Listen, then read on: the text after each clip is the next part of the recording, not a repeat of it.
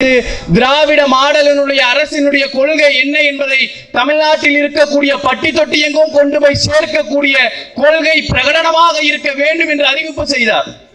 அதனுடைய விளைவாக தான் இன்றைக்கு தமிழ்நாடு முழுக்க இத்தகைய நிகழ்ச்சிகள் ஏற்பாடு செய்யப்பட்டு மக்களிடத்திலே கொள்கைகள் எடுத்துரைக்கப்படுகிறது. இன்றைக்கு திராவிட மாடலை அழித்துவிட வேண்டும் என்று சொல்லி புதிதாக கட்சி துவங்கக்கூடிய நபராக இருந்தாலும் சரி, எப்படி களத்திலே சந்திக்கக்கூடிய முதல் தேர்தலிலே முதலமைச்சராகிவிட வேண்டும் என்று ஆசைப்படுகிறார். அதே போல முட்டிக்கால் போட்டு தவழ்ந்து டேபிளுக்குள்ள நுழைந்து இன்றைக்கு எதிர்கட்சியினுடைய தலைவராக இருக்கக்கூடிய அந்த ஒரு நபராக இருந்தாலும் சரி, சற்று யோசித்து பாருங்கள். அவர்கள் வைக்கக்கூடிய பிரதானமான குற்றச்சாட்டு என்னவென்று சொன்னால், திராவிட முன்னேற்ற கழகம் இந்த தமிழ்நாட்டுக்கு என்ன செய்தது, தொடர்ச்சியாக தமிழக மக்களை வஞ்சித்துக் கொண்டிருக்கிறது என்றெல்லாம் பேசுகிறார்கள். அத்தகைய எதிரிகளுக்கு நாம் சொல்லிக் கொள்ள விரும்புகிறோம், திராவிட மாடல் அரசு என்னவெல்லாம் சாதித்தது என்பதை பட்டியலிட்டு பாருங்கள். நம்முடைய முத்துவேல் கருணாநிதி ஸ்டாலின் என்று சொல்லி முதலமைச்சர் அவர்கள் பொறுப்பேற்று ஒரு கணம் இங்கு கூடியிருக்கக்கூடிய மக்களை பார்த்தார்கள். என்றைக்கு முதலமைச்சர் அவர்களுடைய தலை ஒரு கணம் உயர்ந்ததோ அன்றையிலிருந்து 4 ஆண்டுகளை நிறைவு செய்ய இருக்கிறோம். இன்றைக்கு வரைக்கும் தொடர்ச்சியாக தமிழ்நாடு இந்தியாவிலே தலை உயர்ந்து நின்று கொண்டிருக்கிறது. அத்தகைய சிறப்பான ஆட்சி இன்றைக்கு வழங்கப்படுகிறது. யோசித்து பாருங்கள். களத்திலே தேர்தல் பிரச்சாரத்தின் பொழுது நம்முடைய முதலமைச்சர் அவர்களிடத்தில் நம்மை போல கூடியிருக்கக்கூடிய மக்கள் கோரிக்கை மனுக்களை கொடுக்கிறாங்க. எங்களுடைய பகுதியில் இது சரியில்லை, எங்களுடைய மாவட்டத்தில் இது சரியில்லை, நாங்க வசிக்கக்கூடிய சாலை சரியில்லை, இங்க இருக்கக்கூடிய படித்த இளைஞர்களுக்கு வேலை வாய்ப்பு இல்லை என்றெல்லாம் ஏராளமான கோரிக்கை மனுக்கள் முன்பைய ஆட்சி காலத்தில் வழங்கப்பட்டது. ஆனால் அவர்கள் எதுவுமே எங்களுக்காக செய்து தரவில்லை.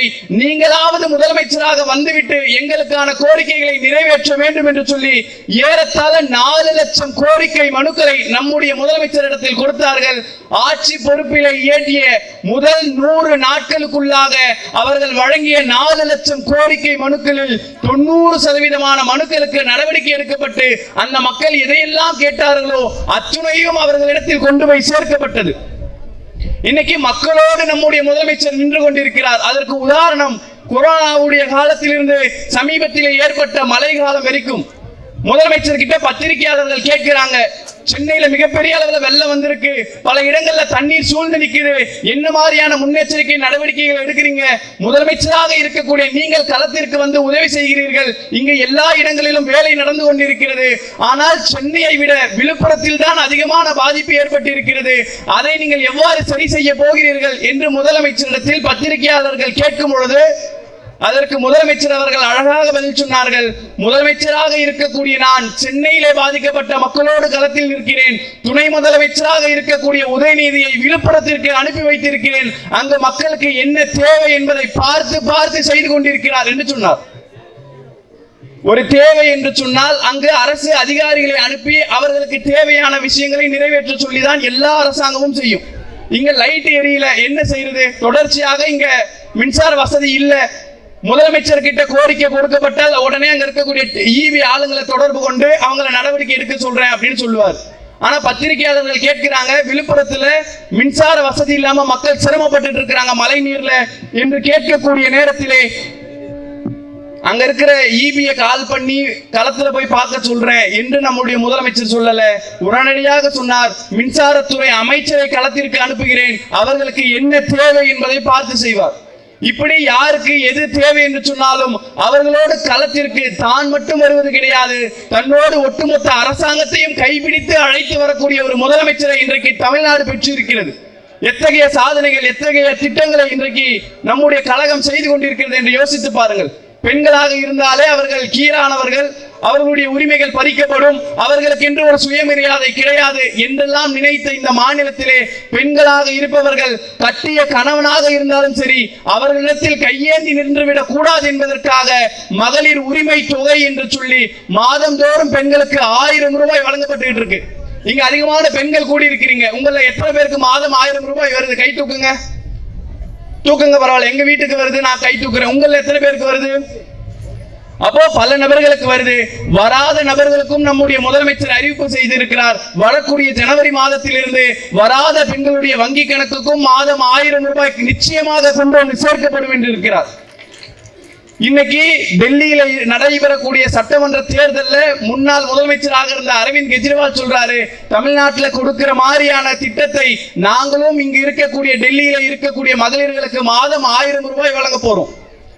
அண்ணன் அழகாக சொன்னார். இன்னைக்கு நாம் வழங்கக்கூடிய காலை உணவு திட்டம் கனடா நாட்டில் இருக்கக்கூடிய ஜஸ்டின் ட்ரூடோ என்று சொல்லக்கூடிய ஜனாதிபதி பிரதமர் அறிவிப்பு செய்கிறார்.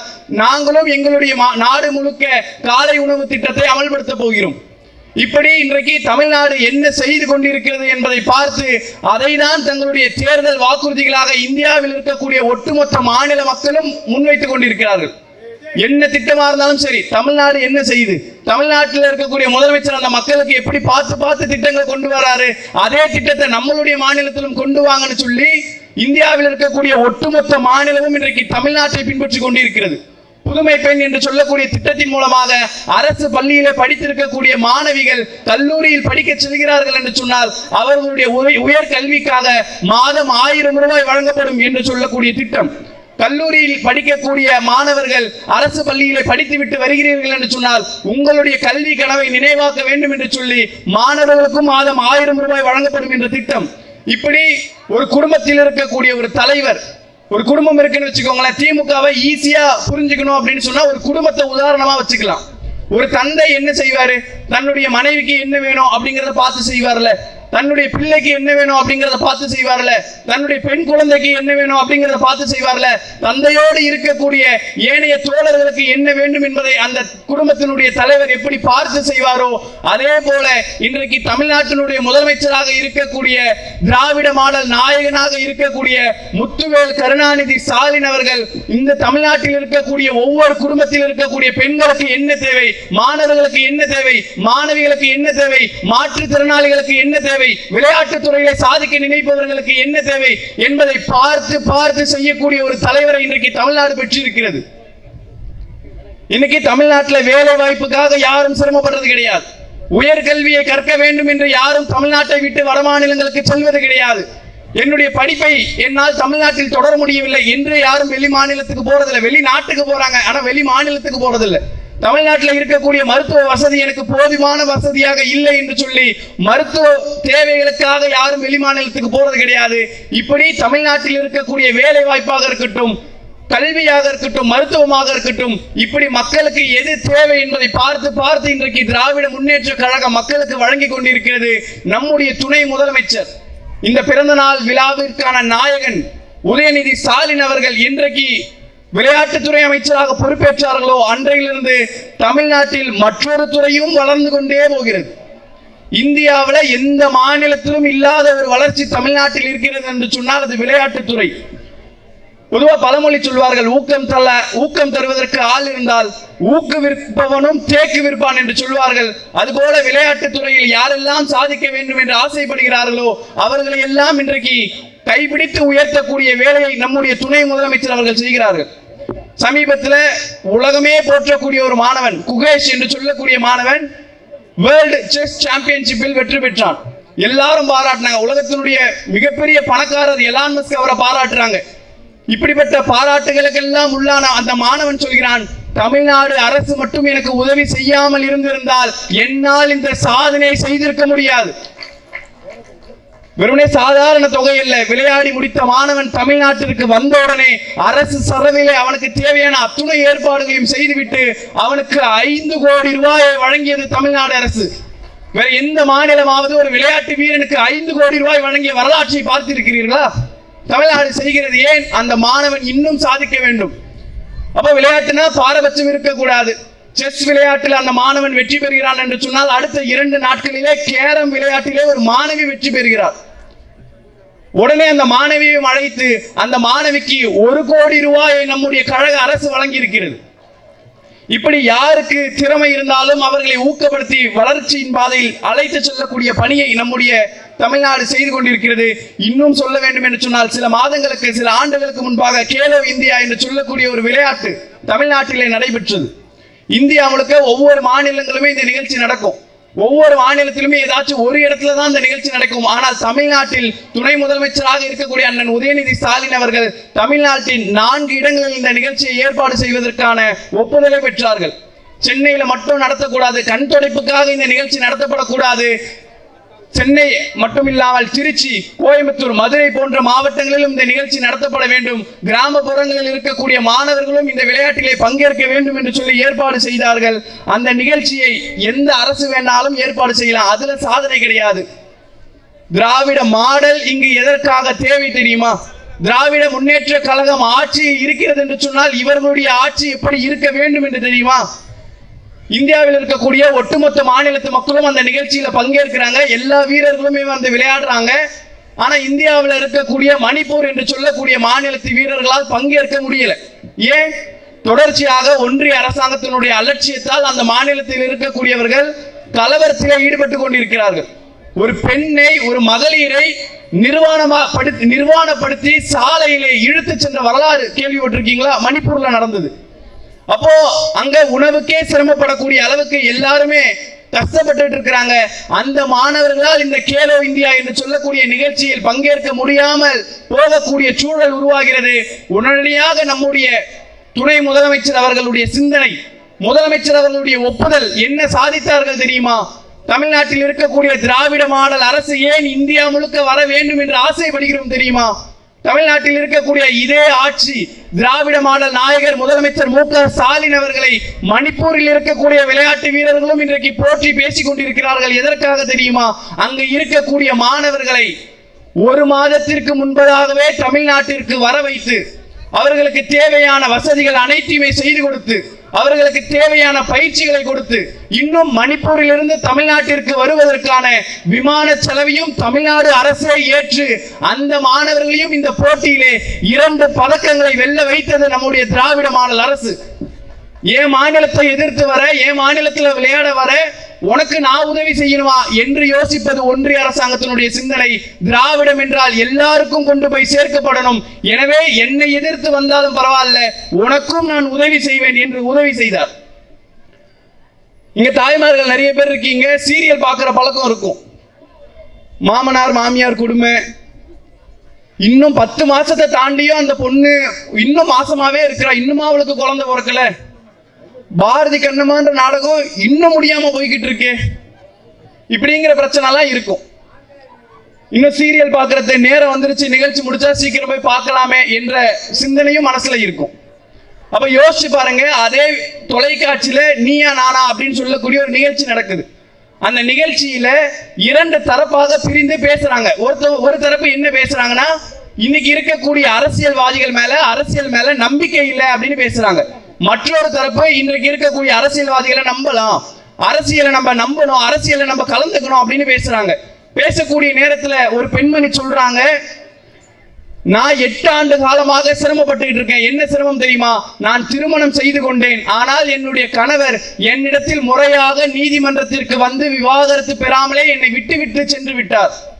அப்போ ரேஷன் கடையில போய் ஒரு பொருளை வாங்கணும்னு நின்றா புருஷனோட கையெழுத்து வேணும்னு கேட்கிறாங்க. ஒரு பருப்பை வாங்கணும், ஒரு அரிசியை வாங்கணும், ஒரு சர்க்கரையை வாங்கணும்னு போய் நின்றா புருஷனோட ஒப்புதல் வேணும்னு கேட்கிறாங்க. கவர்மெண்ட் கொடுக்கக்கூடிய பொங்கல் போனஸை வாங்கலான்னு போனா அதுக்கு கணவனோட ஒப்புதல் வேணும்னு சொல்றாங்க. அப்போ எனக்கு என்ன பண்றதுனே தெரியல. அப்பதான் எனக்கு ஒரு திட்டம் இருக்குன்ற செய்தியை கேள்விப்பட்டேன். என்ன திட்டம்? ஊர்ல இருக்கக்கூடிய வட்டாட்சியரை போய் சந்திச்சு அவர்கிட்ட ஒரு மனுவை கொடுத்து ஒரு கடிதத்தை வாங்கி அதை கொண்டுட்டு போய் ரேஷன் கடையில கொடுத்தா போதும், கணவன் வந்து சைன் போடணும்ன்ற அவசியம் இல்லை, குடும்ப தலைவியே சைன் போட்டு ரேஷன் கடையில கொடுக்கக்கூடிய எல்லா பொருட்களையும் வாங்கிக்கலாம்னு ஒரு திட்டம் இருக்குன்னு எனக்கு தெரியாம போச்சு. அந்த திட்டத்தை கேள்விப்பட்ட உடனடியாக ரேஷன் கடைக்கு போய் அந்த லெட்டரை கொடுத்து 8 ஆண்டு காலம் என்னுடைய கணவர் என்னை கைவிட்ட போதிலும் அரசாங்கம் கொடுக்கக்கூடிய இந்த சலுகைகளால் நான் உயிர் வாழ்ந்து கொண்டிருந்தேன் என்று சொன்னார்கள். அந்த நேரத்தில் உடனடியாக எதிரணியில் இருக்கக்கூடிய ஒருத்தர் பேசினார், இன்னைக்கு இருக்கக்கூடிய அரசியல்வாதிகள் பெரிய அரசர்களை போல நினைச்சுக்கிறாங்க அப்படின்னு பேசினார். இதுக்கு நாம் பதில் சொல்ல வேண்டும் என்ற அவசியம் கிடையாது. அந்த நிகழ்ச்சியினுடைய தொகுப்பாளரே அந்த இளைஞனுடைய கேள்விக்கு பதில் சொன்னார். நீங்கள் ஒரு மைதானத்திற்கு உங்களுக்கு பிடித்த விளையாட்டு வீரர் வருகிறார் என்று சொன்னால் உடனடியாக ஆர்ப்பரிக்கிறீர்கள், காதுகள் கிளியக்கூடிய வளருக்கு நீங்கள் சத்தத்தை எழுப்புகிறீர்கள். உங்களுக்கு பிடித்த ஒரு நடிகர் திரைப்படத்திலே திரையரங்கிலே ஸ்கிரீன்ல தோன்றாருன்னா அவருக்காக விசில் அடிக்கிறீங்க, அவருக்காக கை தட்டுறீங்க. அவர்கள் எல்லாம் உங்களுக்கு பெரியவர்கள் என்று சொன்னால் 8 ஆண்டு கால இந்த பெண்மணியினுடைய பசியை போக்கிய அந்த நாயகன் உண்மையிலே அரசன் தான் என்று சொன்னால் அது வேறு யாரும் கிடையாது. 2021 திராவிட முன்னேற்ற கழகம் ஆட்சியில் அமர்ந்ததற்கு பிறகு அக்டோபர் மாதம் இந்த ஆணையை பிறப்பித்தது நம்முடைய முத்துவேல் கருணாநிதி ஸ்டாலின் என்று சொல்லக்கூடிய மகத்தான தலைவன். இப்படி பார்த்து பார்த்து அனைவருக்கும் செய்து கொண்டிருக்கிறோம். ஏன் இந்த நிகழ்ச்சியில் அமர்ந்து கொண்டிருக்கக்கூடிய இந்த நேரம் எத்தனை பேர் படிச்சீங்கன்னு தெரியல. ஒரு அரை மணி நேரத்திற்கு முன்பாக வந்த அரசாணை. என்ன அரசாணை? அரசு பள்ளிக்கூடத்திலே 6ஆம் வகுப்பிலிருந்து 12ஆம் வகுப்பு வரைக்கும் படித்த மாணவர்களாக நீங்கள் இருந்தால் உயர்கல்வியை மிகப்பெரிய கல்லூரிகள் IIT தான் சொல்றாங்கல்ல, அங்கெல்லாம் போய் படிக்கிறதே சிரமம். அந்த மாதிரியான கல்லூரிகள்ல நீங்க படிக்கணும்னு ஆசைப்படுறீங்கன்னா அரசு பள்ளிக்கூடத்தில் படித்த மாணவர்கள், அரசு பள்ளிக்கூடத்திலே தங்களுடைய பிள்ளைகளை படிக்க வைத்துக் கொண்டிருக்கக்கூடிய பெற்றோர்கள் கேட்டுக்கொள்ளுங்கள். நீங்கள் மிகப்பெரிய உயர்ந்த கல்வி நிறுவனங்களில் படிக்க வேண்டும் என்று ஆசைப்பட்டால் உங்களுக்கான கல்வி செலவை தமிழ்நாடு அரசே ஏற்றுக்கொள்ளும் என்று சொல்லக்கூடிய அரசாணையை அரை மணி நேரத்திற்கு முன்பாக வெளியிட்டு இருக்கிறார்கள். வெளிநாட்டில் போய் படிக்கணும்னு ஆசைப்படுறீங்களா? உங்களுக்கான முதல் விமான செலவை தமிழ்நாடு அரசு ஏற்றுக்கொள்ளும். யாராவது இத்தகைய செய்திகளை செய்வாங்களா? இத்தகைய செயல்களை செய்வாங்களா? மக்களுக்கு தேவையானதை பார்த்து பார்த்து வழங்கக்கூடியவர்களை நாம் எப்படி பெற்றிருக்கிறோம்னு யோசிச்சு பாருங்க. இதுவெல்லாம் திராவிடம் சாதித்தது என்று சொன்னால் இன்றைக்கு திராவிடத்தை எதிர்க்க பல நபர்கள் வராங்க, புதுசா வராங்க. எப்படி? சென்னையில சமீபத்தில் மழை பெஞ்சா உடனே ஒரு காளான் முளைக்கிற மாதிரி திடீர்னு முளைத்து விட்டு திராவிட முன்னேற்ற கழகத்தை அழிக்க வேண்டும், திராவிட மாடலை ஒழிக்க வேண்டும் என்றெல்லாம் பேசுறாங்க. அம்பேத்கரை தூக்கி பிடிப்பதே நாங்கள் தான் என்பதெல்லாம் பேசிக் கொண்டிருக்கிறாங்க. கொஞ்சம் யோசிச்சு பாருங்க. நியாயமான கேள்வி. நம்மை எதிர்க்கிறார்கள் என்பதற்காக நாம் அவர்களை விமர்சிக்கவில்லை. நியாயமான கேள்வியை சற்று யோசித்து பாருங்க. அம்பேத்கர் மிகச்சிறப்பானவர், அதில் எங்களுக்கு எந்த விதமான மாற்று கருத்தும் இல்லை. அம்பேத்கரை உயர்த்தி பிடிக்கக்கூடியவன் நான். அம்பேத்கர் எங்களுடைய கொள்கை தலைவன் என்று ஏற்றுக்கொண்டு அனைவருக்கும் ஆனவர் அம்பேத்கர் என்று சொல்லக்கூடிய புத்தக வெளியீட்டை ஒரு தலைவர் செய்தாரா? ஒரு நடிகர் செய்தாரா? அப்போ இந்த இடத்துல யோசிச்சு பாருங்க. அப்படிப்பட்ட ஒரு தலைவரை உதாசீனப்படுத்தி இன்றைக்கு உள்துறை அமைச்சர் பாராளுமன்றத்தில் பேசக்கூடிய நேரத்தில் அவர் என்ன செய்யணும்? என்னுடைய கொள்கை தலைவன், நான் புத்தகம் வெளியிட்டேன், நான் மிக சிறப்பாக போற்றக்கூடிய ஒரு மனிதனை நீங்க எப்படி விமர்சிக்கலாம் என்று சொல்லி உடனடியாக களத்தில் இறங்கி கண்டன ஆர்ப்பாட்டத்தை நடத்தி இருக்கணும்ல. ஆனா அதை செய்யல. என்ன செஞ்சாரு? சம்பிரதாயத்துக்காக ஒரு ட்வீட்டை போட்டு, சம்பிரதாயத்துக்காக ஒரு கண்டனத்தை தெரிவிச்சு சமூக வலைதளத்திலே தன்னுடைய எதிர்ப்புகளை தெரிவிச்சுக்கிட்டு இருக்கிறார். கேட்டா என்ன சொல்லுவாரு? நாங்க வித்தியாசமான அரசியல் பண்றோம். என்ன அரசியல்? மக்களோடு மக்களாக களத்திலே பாதிக்கப்பட்டவர்களுக்கு உதவி செய்து கொண்டிருக்கக்கூடியது திராவிட மாடலுடைய அரசு. ஆனா அவர் என்ன செய்யறாரு? எல்லாரையும் அலுவலகத்துக்கு வாங்க, நிவாரண நிதி தரேன், எல்லாரும் வாங்கிட்டு போங்க. அப்போ ஒர்க் ஃப்ரம் ஹோம்ல என்னென்ன வேலைகளோ செய்து கேள்விப்பட்டிருப்போம். ஆனால் ஒர்க் ஃப்ரம் ஹோமாக இன்றைக்கு அரசியலை செய்து கொண்டிருக்கக்கூடிய ஒரு தலைவராக அவர் இருந்து கொண்டிருக்கிறார். ஆனால் நம்முடைய திராவிட மாடல் அரசு தமிழ்நாட்டில் இருக்கக்கூடிய அத்துணை மாவட்டங்களிலும் அம்பேத்கர் அவர்களுடைய புகழை ஓங்க செய்ய வேண்டும் என்பதற்காக இன்றைக்கு அம்பேத்கரை விமர்சித்த அந்த உள்துறை அமைச்சருக்கு எதிராக கண்டன ஆர்ப்பாட்டங்களை நடத்தி இருக்கிறது. இறுதியாக ஒன்றை சொல்லி நிறைவு செய்ய வேண்டும் என்று ஆசைப்படுகிறேன். GST என்ற பெயரில் தொடர்ச்சியாக மாநில அரசாங்கங்களை ஒன்றிய அரசாங்கம் தொடர்ச்சியாக வஞ்சிக்கிட்டு இருக்கு. நம்ம என்ன வாங்கணும் அப்படின்னு ஆசைப்பட்டாலும் அதுக்கு வரின்னு போட்டுக்கிட்டு இருக்கிறாங்க. இதனால்தான் அறிஞர் அண்ணா அன்றைக்கே சொன்னார், டெல்லியிலே திட்டத்தை தீட்டுவதா, மாநில அரசாங்கங்களுடைய உரிமைகளை பறிப்பதா என்று கேட்டார். ஏன்? இந்த மாநிலத்து மக்களுக்கு என்ன தேவை என்பதை இந்த மாநிலத்தில் இருக்கக்கூடிய தலைவர்களால் தான் புரிந்து கொள்ள முடியும். அதை விட்டுட்டு டெல்லியில ஒரு திட்டத்தை போட்டு அதை தீட்டு இன்றைக்கு மக்கள் மேல திணிச்சுக்கிட்டு இருக்கிறாங்க. எந்த அளவுக்குன்னு சொன்னா, நாம வரி பணம் கொடுத்தா 1 ரூபா கொடுக்கிறோம்னா வெறும் 35 பைசாவை தான் நமக்கு திரும்பி தராங்க. இன்னைக்கு பாப்கார்னுக்கு கூட 18% வரியை போட்டிருக்கிறாங்க. எனவேதான் அன்றைக்கு அண்ணா சொன்னார், இன்றைக்கு நானும் சொல்கிறேன், ஒரு காலத்திலே வடக்கு வாழ்கிறது, தெற்கு தேய்கிறது என்ற நிலை இருந்தது. இன்றைக்கு தெற்கு வளர்கிறது, வடக்கு சுரண்டி கொண்டிருக்கிறது.